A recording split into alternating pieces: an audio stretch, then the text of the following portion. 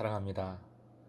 사순절 특별 새벽기도회 29번째 날 22일 월요일 새벽을 하나님께 올려드립니다. 눈을 들어 하늘 보라 찬송가 515장 함께 부르십니다.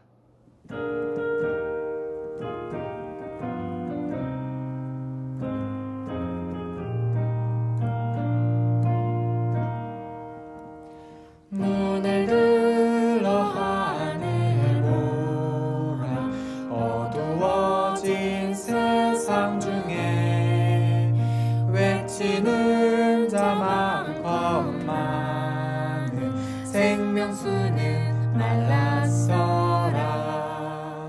죄를 내속하신 주님 선한 일꾼 찾으시나 대답할 리 어디 있나 믿는 자여 어이할꼬. 눈을 들어 하늘 보라 살아계신 주 하나님 약한 자를 부르시어 하늘 뜻을 전하셨다. 생명수는 홀로 예수 처음이요 나중이라. 주님 너를 부르신다 믿는 자여 어이할꼬. 이 시간 민병옥 권사님 기도 인도해 주십니다. 생명의 주인이신 하나님 아버지, 단잠에서 깨어나게 하시고 새벽 예배를 드리게 하시니 너무 감사합니다. 오늘도 하나님이 허락하신 하루의 일상을 잘 살아가기를 원합니다. 우리에게 맡기신 모든 일, 가정의 작은 일까지도 기쁨으로 감당하게 하여 주옵소서. 주님이 내 죄로 말미암아 피 흘리신 사순절입니다. 세상이 힘들고 고난이 다가옵니다.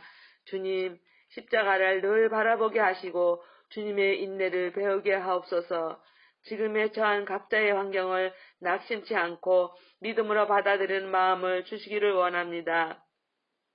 주님이 내 안에 계심을 믿으며 모든 탐욕을 내려놓게 하시고 때마다 예수님의 마음을 품게 하옵소서. 항상 말씀으로 깨닫게 하시는 목사님을 영과 육에 강건하게 하시며 늘 성령으로 충만하게 하옵소서. 이 시간도 목사님의 말씀을 통해 새 힘을 주시옵소서. 오늘도 이기게 하시며 우리의 짐을 지어주시려고 고난받으신 예수님의 이름으로 기도합니다. 아멘. 허락하신 하나님 말씀 예레미야 1장 4절에서 8절까지의 말씀입니다. 함께 읽겠습니다. 여호와의 말씀이 내게 임하니라. 이르시되 내가 너를 모태에 짓기 전에 너를 알았고 내가 배에서 나오기 전에 너를 성별하였고 너를 여러 나라의 선지자로 세웠노라 하시기로 내가 이르되 슬프도소이다 주 여호와여 보소서 나는 아이라 말할 줄을 알지 못하나이다 하니 여호와께서 내게 이르시되 너는 아이라 말하지 말고 내가 너를 누구에게 보내든지 너는 가며 내가 네게 무엇을 명령하든지 너는 말할지니라. 너는 그들 때문에 두려워하지 말라. 내가 너와 함께하여 너를 구원하리라. 나 여호와의 말이니라 하시고. 오늘의 기도 제목, 택하시고 성별하시고 세우시는 주님의 역사에 동참하게 하소서. 택하시고 성별하시고 세우시는 주님의 역사에 동참하게 하소서. 예수님은 하나님 선교의 첫 선교사로 이 땅에 오셨습니다. 주어진 사명에 끝까지 순종하심은 사순절기 우리가 묵상하는 묵상의 핵심 중의 핵심입니다. 하나님께서는 지금도 택하시고 성별하시고 세우십니다. 즉 소명과 사명이 그리스도인 신앙의 핵심이 됩니다. 오늘 본문은 예레미야 선지자의 부르심, 소명과 맡겨주신 사역 1, 사명에 관한 말씀입니다. 부르시고 맡기심이 어떤 것인지 다음과 같이 상고를 해봅니다. 첫째, 소명과 사명은 하나님께서 친히 계획하시고 이루시는 일입니다. 5절에 세 가지 중요한 동사가 나옵니다. 알았고의 야다와 성별하였고의 카다시, 그리고 세온노라의 나탄이라는 단어입니다. 이 단어들이 하나님께서 친히 이루신 일임을 강조하고 있습니다. 먼저 모태에 짓기 전에 너를 알았고, 알았다는 이 야다 동사는 성별하였다와 조화를 이루는 의미로서 여기서는 특별히 어떤 목적을 위해 하나님께서 어떤 사람을 뽑았다는 뜻입니다. 성별하다의 카다시는 거룩하다의 의미로서 물건이든 사람이든 원래의 목적에서 벗어나 하나님께서 사용하신다는 뜻이지요. 세우다, 나탄도 하나님께 드려진다는 봉헌의 의미가 있습니다. 따라해 주십시오. 여러 나라의 선지자. 열방의 선지자란 호칭은 오직 예레미야에게만 사용되었습니다. 그리고 선지자의 원어 나비라는 단어는 선지자보다는 예언자라고 옮기는 것이 좋습니다. 나비는 미래 일을 아는 것뿐만 아니라 지난날 과거 속에서도 하나님의 뜻을 하나님으로부터 깨우침을 받고 알아서 그 뜻을 다른 이에게 알리는 사람이기 때문이지요. 그래서 하나님의 말씀을 맡은 사람, 말씀을 맡은 사람이라는 의미에서 예언자라는 표현이 좋고, 무엇보다 지금의 우리들 역시 예언자적인 삶을 살아야 하기 때문에 예언자라는 표현이 참 좋습니다. 하나님께서는 하나님의 철저한 계획 속에서 친히 예레미야를 열방에 하나님의 말씀을 전할 예언자로 세우신 겁니다.